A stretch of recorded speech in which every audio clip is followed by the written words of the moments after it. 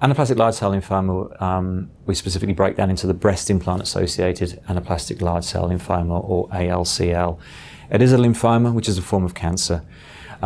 It isn't unique to breast implants. It can occur with any prosthetic material, pacemakers, hip joints, but it's been shown that unfortunately it is more common in certain types of breast implants. It never occurs in smooth implants. It only occurs in implants that have a rougher surface or a textured surface.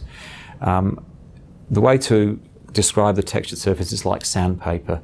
In a very coarse grade of sandpaper where there's a very big pore size, the macro textured implants, which are classically the polyurethane or the Brazilian furries, have the largest. The next one down is the Allergan BioCell. They had a very, very big macro textured implant. The risk of anaplastic large cell with those is about 1 in 3,300 to 1 in 2,800 to 1 in 3,300 with the polyurethanes and the macro textured implants. Those implants from November 2019 have now been banned in Australia. There are some types of texturing which have a smaller pore size, so classically the micro textured implant, classically the Mentor. The risk of ALCL in those implants is 1 in 86,000, so significantly less. Those implants have not been banned, but are under very close review over the next 6 months with the TGA, but are still licensed for use. There is a new implant out there, which is a nano-textured implant, classically the Motiva implant.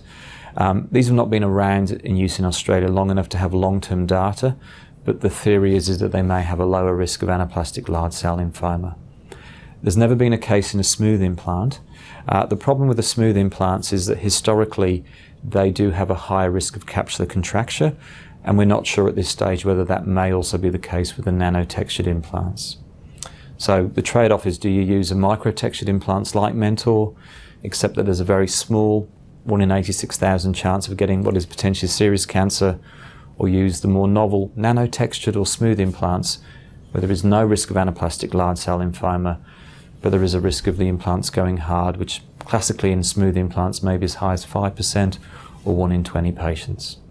The treatment for both capsular contracture and anaplastic large cell lymphoma is normally removal of the implant and the capsule, although obviously one is potentially more serious than the other, the actual treatment is essentially the same.